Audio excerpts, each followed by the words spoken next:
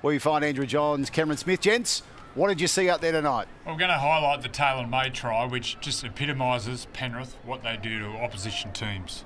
They just absorb the pressure, get you in the arm wrestle, and then when they smell blood, they just go whack, and they attack you. It was on the back of the Cody Walker kick. Here it is here. Yeah, and they just, as Joey said, you know, they build pressure, and they make every play the most important play of the game. No matter what's gone before them, no matter how much time is left on the clock. Just look at the work there from Dylan Edwards. Like, he runs past about 5 or 6 South players, and then he finds his centre three-quarter pushing up as well, who's run past another 3 or 4 South players. Now, that just shows that they see every play as important. Now, you could probably have a knock on the South Sydney defenders as well, particularly this high shot here, Joey. Like, it paints it paints the picture. So you watch Dylan Edwards and watch the acceleration, watch Taylor May, watch him sprint. Look at him sprint, and they run past 3, 4, 5 defenders. Watch the reaction in the back play when Taylor May scores here. Look at how happy they are. Yeah. He's patting his head. That's pretty good, Vizza. But once again, Penrith tonight weren't great. You know, they're probably 6 or 7 out of 10. No Nathan Cleary. They end up winning by 42 points. Yeah. It's amazing. Yeah, and they stack the points on the opposition slowly. Like, they're happy just to play a long game. They don't want to go whack, whack, whack early and try and blow the opposition out of the water. They were down 12-0 tonight.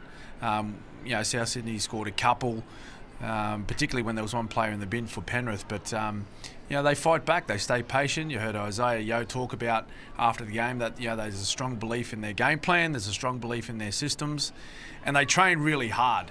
So they're always going to back their fitness to stay in the game. Not a talk that Wayne Bennett's going to South next year. I'd like to have a penny for Wayne's thoughts after watching tonight, because they're decimated with injuries. They're going to have a lot of players out.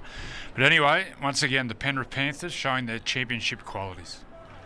No doubt about that. Andrew, Cam, as always, thank you both. Latrell Mitchell there having a chat to the interim coach, Jai Arrow. He'll be hoping that shoulder isn't as bad as it looked when he was laying face down on the pitch out there tonight. Brad Fittler has joined Billy Alana and I at the desk after the big trek up from ground level here in the place. He's just stopped blowing. Couple of tubes and I'm good. Bit of a sugar fix, I'm ready to go. Oh, dear. Should have left him sidelined. Andrew. Those scenes, Bradley, in those sheds, I mean, they're tough. There's obviously change that's been made, but as Andrew says, they've got a few more troops out for a pretty decent length now. The sooner they secure their coaching future, the better. How do you see this playing out? No, I think, Latrell coming back is going to make a difference. You know, having your best player out doesn't help, and then all of a sudden you have a couple of blokes in important positions go down. You have your halfback and your fullback. Very hard to cover there. You had a hooker on the bench, Marmazelis, and then all of a sudden they've been very optimistic. You had to move Cam Murray to the centres, Damien Cook to fullback, people getting moved all around. So at 18-12, they're doing a fantastic job. But once again, I thought it was their discipline. Tom Burgess, another hand in the ruck. All of a sudden, they just couldn't keep up with Penrith, and then just the points come piling on. But at the moment, they need Latrell back, and they need to keep some face, and they need to last longer in games with discipline, and exactly what Penrith do. You just got to keep turning up. Keep going, keep going. You just got to keep testing yourself how far you can go into that 80 minutes. There is an opportunity over the next 9 weeks. Only one of their opponents over the next 9 weeks played finals last year. So there's a real opportunity if they want to have a crack at this season. They're sitting last, but they're only 2 wins behind the Bulldogs, who are sitting 8th. There is a chance if they want to have a crack at the season. It's not over just yet, but that's up to them. Middo dishes out some great stats. This one's not a good one for the South fans. They have now officially at 290 points in their opening 8 games, conceded the most points in their first 8 games of a season, and they are a foundation club dating back to 1908. So brutal, but it sums up a lot. 4-point tries. A lot of that was 3-point tries, James. See, there was no little asterisk on Middo. Be a bit of positive. Actually. Let's get a bit of glasses half full for the bunnies, eh? 290 glasses half full. Yep. Oh, my. Well, you got to start thinking like that. 2-point field goals. Sugar. It has come to that. But you mentioned those matches, Dragons, Cowboys and the Eels, the next 3 before their next bye. Is Wayne Bennett a done deal? Are we just assuming this is happening? Because it doesn't seem like there's any other option. Well, the boss being came out spoken and of. said, Blake Solly came out and said wants that him? he wants to speak to him and he's going to chase him. I And, don't know. and Wayne's come out and said he's interested. Yeah. So reading between the lines, I suppose. Yeah. But it's not done until it's done, I suppose. How would you know in rugby league? Yeah. Just when you think you do know, you don't. Do you reckon Gus will comment? Get Gus to, Oh, Gus to Stop it. comment on the coaching at South Stop Sydney. it. That'll be good next week. The Dogs play Penrith. It will be. I look forward to that. They're going good, Canterbury. Very spirited. Well played there, Brad, to defer straight to what is coming up next. But that will be something nice. The Panthers and the Bulldogs. A lot of ex-teammates going head-to-head. There's Cookie after game 200. Now, Ben Hornby, he is the interim coach after the axing of Jason Dimitriev about 48 hours ago. Let's head to his press conference now alongside Captain Keir Murray. Pre-game that tonight's performance was going to be about effort. Did you see enough of that tonight? Yeah, we saw plenty of it.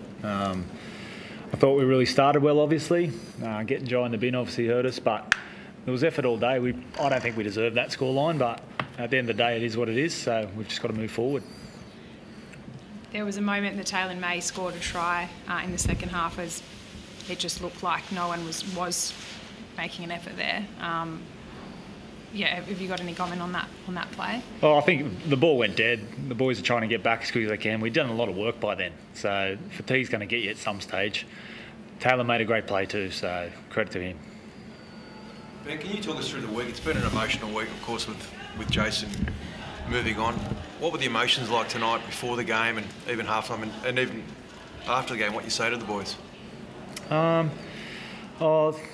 We tried to keep it as normal as possible. I know that's not possible in that sort of week, but we tried to do as best we could. I thought Cam and the senior players did a great job with that. Before the game, we were excited for the game. Like, we're going up against the Premiers. We get a chance to make a statement, and I thought we did that. So now it's about moving forward, taking that same desire, that same commitment, the stuff we showed out there, and do it for longer periods. Did you hear from JD before the game? I spoke to JD 2 nights ago. Yeah, so. Cam, do you feel like there was effort there? Yep. Yeah, look, I know the scoreline didn't reflect it, and I know you can nitpick different scenarios and moments out there where you can say there was no effort. But like Benny said, a lot of fatigue in our defensive line. A lot of people playing out of position. Jai in the bin. A few injuries there too. So we're playing wounded, but I still think that there's some good moments in there and some. Good things to reflect back on and really base the way that we want to play our footy moving forward. So still emotional. Everyone hates losing. So it's not all smiles in our change room, not at all. But we just we tried to turn up today and make a statement, like Benny said. But we'll come up against a good opposition. So. Little moments in there that were good, but we're going to be fighting hard for the rest of the season, I think, and just trying to get back to our best footy. So I'm still proud of the boys. We talked about a lot of effort, particularly for Cookie's 200th, and he's a special player in our side, and his greatest trait is his effort and giving himself to his teammates, and we really try to channel that and give it back to him today. And I know the scoreline didn't reflect that, but like I said, there was some moments out there that we can be proud of, and it really was an honour to play in one of our good mates' 200th games. So we'll move forward from this.